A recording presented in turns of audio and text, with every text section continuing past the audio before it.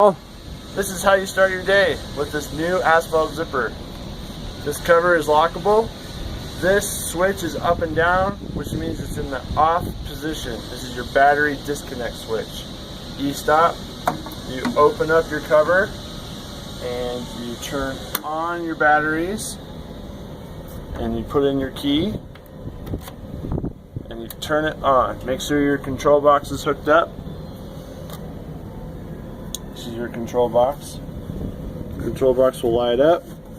Display, you have RPM, oil pressure, hour meter, temperature. There's a fuel gauge right there. 20%. Yep. We're going to send you with 20% of fuel. Yep. Okay.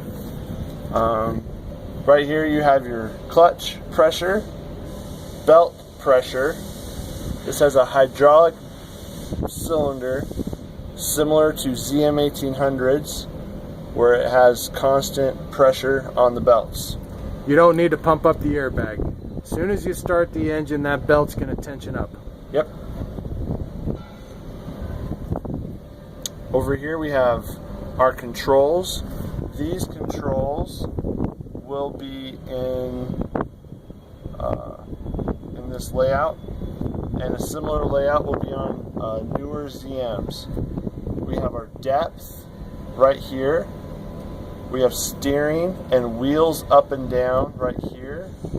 Anything that is in blue requires the Alt function to operate. We have a bucket clamp, open and close. However, there is no bucket clamp cylinder on this. We have a chain tensioner right here where the safety chains would go. And it comes with safety chain about 10 feet in length.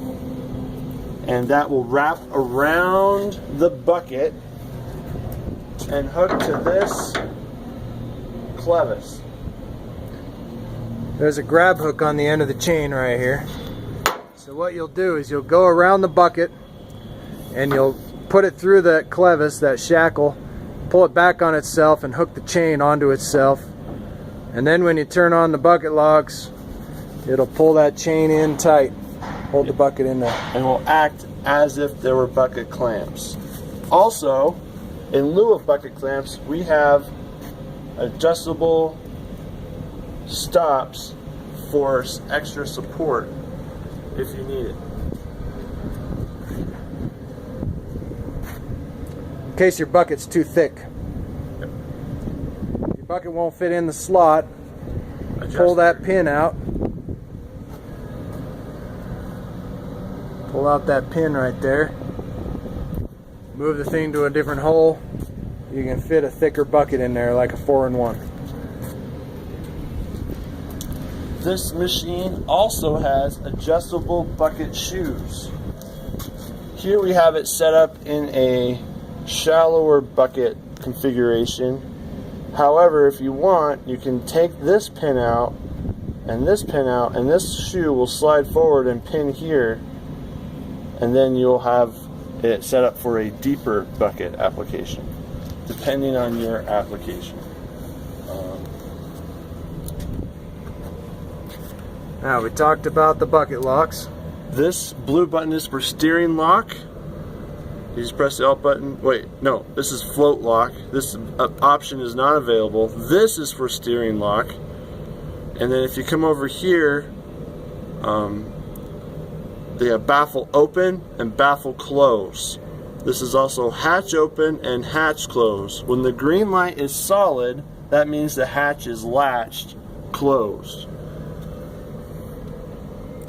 My video shows it blinking, but it's not actually blinking. Here, okay, now, we talked, Barry, about the baffle. Let me show you how the baffle works. Here's the baffle cylinder. When it is open, which it is right now, you'll see it's extended all the way, or mostly all the way. There's a little bolt right down here that runs in a track. You'll see it when the baffle's closed. That bolt comes all the way down here to the other end of the slot. Can we actuate that, Paul?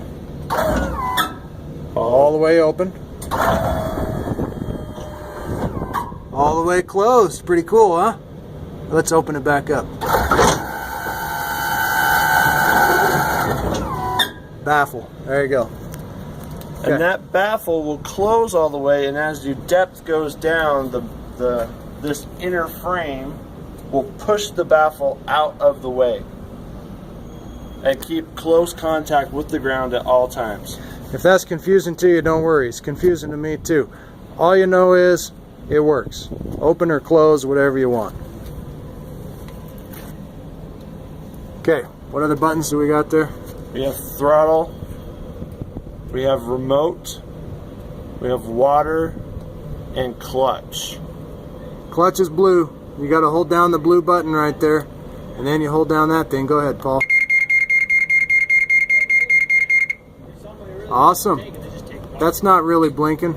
That's a blue light. It turns solid when the clutch is engaged. If you're going to jog the cutter head, let's jog the cutter head, Paul. Open the hatch for us. You got to open the hatch first before the cutter head will jog. There it goes. Hatch is open. Now you engage the cutter head. Engage the clutch. Now that's a blue solid light right there. Solid blue. Okay, Paul's going to crank the engine.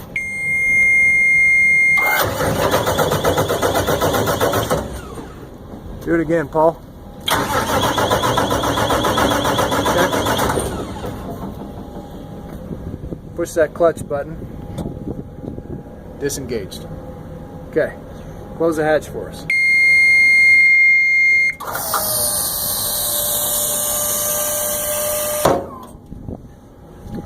This light turns solid when the hatch is closed. My video shows it blinking, but it's not really.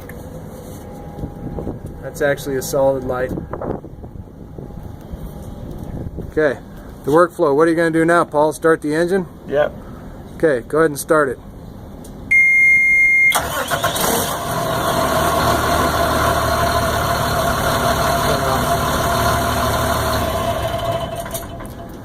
Can we engage the cutter head on the trailer? Looks like it's clear off the deck. Yep. I think we should engage the cutter head and show Barry how that works. Okay, so you're going to turn the key on, you're going to start the engine. Then you're going to engage the clutch.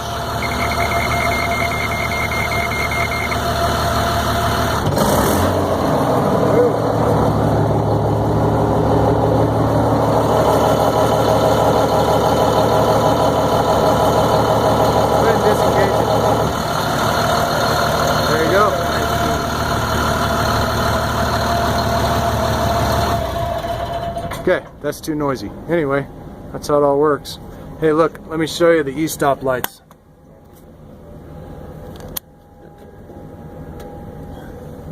There we go.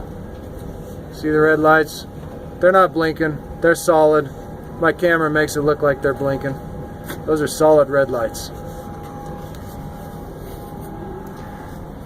Hey, if you need to jump start the machine, pull that cap off for me, Paul. Right there.